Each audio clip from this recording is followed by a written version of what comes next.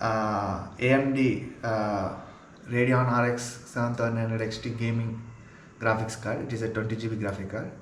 So to use the AMD graphics card in a PyTorch, to use the libraries, the machine learning libraries such as PyTorch and TensorFlow especially, it only works in NVIDIA.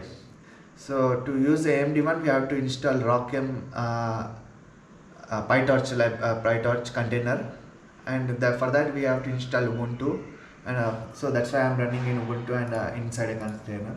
If you have a NVIDIA GPU, you can directly run the code in whatever the IDE you have.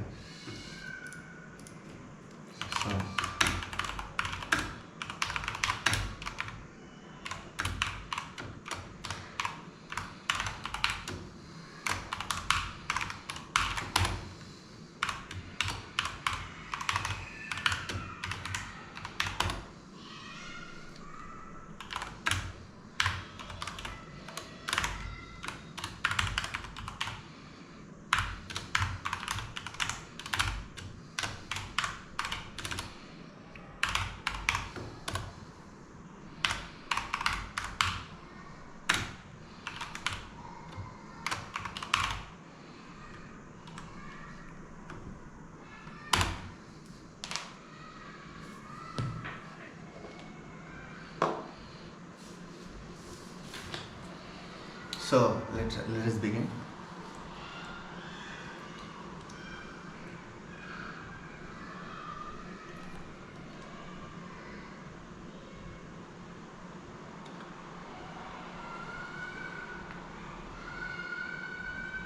So it's loading resources actually.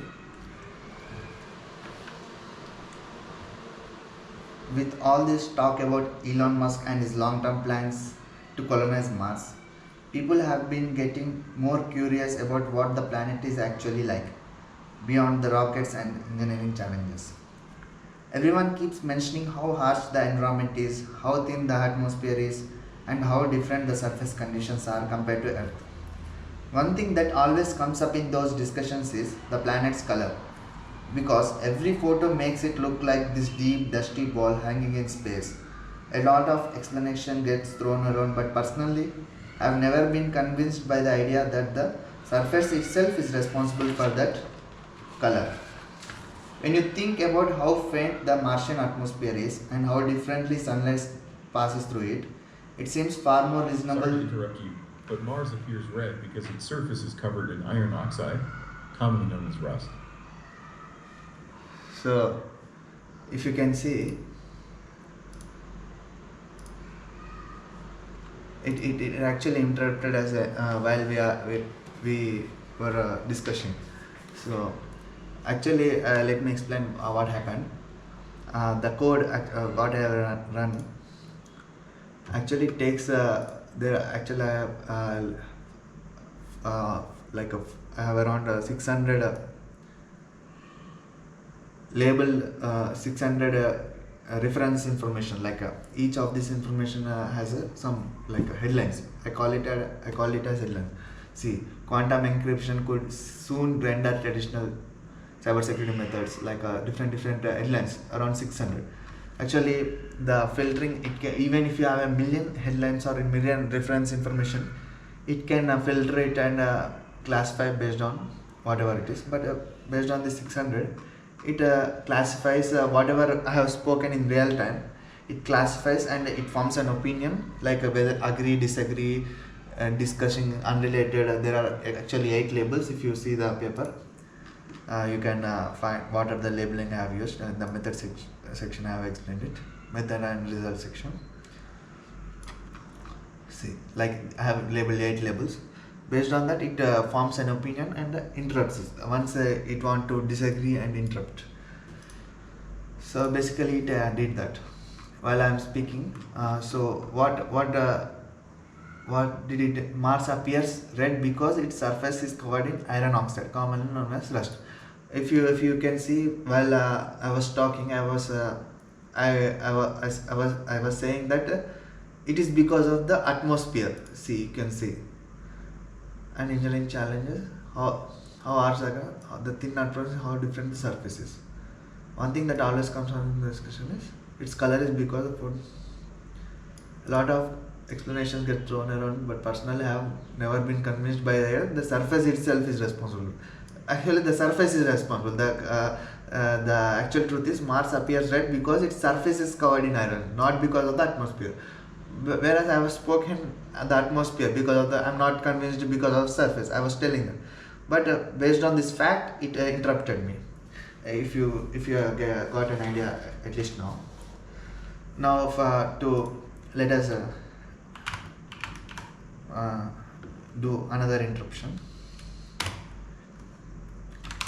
First, let me explain, point out to what I am going to read. I've already written down 363.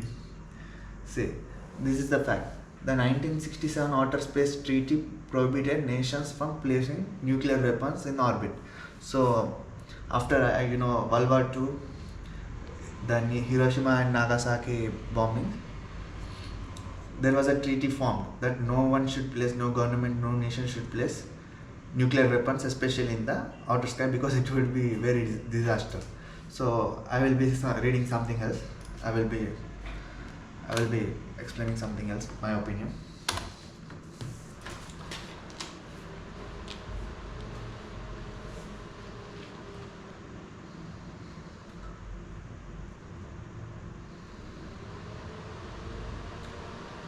It is surprising how casually some people talk about American military power without mentioning what really gives the United States its upper hand. According to the version I have heard, they have had a series of nuclear weapons positioned in Earth's outer orbital path for years, quietly circling above the planet like a permanent reminder of who calls the shots. The setup it is described as a rapid response system that lets them target any country that pushes against their interests, almost as if outer space itself has become an extension of their defense strategy. What's even stranger is that supposedly there isn't any major global treaty that directly prevents something like this or even strongly objects it, which is why the whole arrangement slips under the radar. The idea is that no strict worldwide restrictions in place, they have taken advantage of that silence to maintain an invisible layer of. Sorry to interrupt you, but the 1967 Outer Space Treaty prohibited nations from placing nuclear weapons in orbit. So, you can see how the model in real time. Actually, now in the next time we can say from the beginning. I will show you. It is transcripting in the real time. It is surprising how each time it is performed. Actually, there is another filtering step like a similarity search. Based on that, it will bring out among the 600. It will whatever related information it will bring out, and next this is doing the. Actually, I used 3 models to do the classification, like ensemble of models. So 3 models are running in real time for the classification. In the real time, if you can see, this label, initial label is agree, label 2 is disagree. The disagree score is low in the beginning, you can see 0.2. This is high, and this one is also high. These are like unrelated label and not much context label. So as I was speaking and the speech is going on, it starts to form an opinion. The model starts from as you can see in the later sections, the disagreement opinion has increased somewhat. Agreement, discussing and unrelated.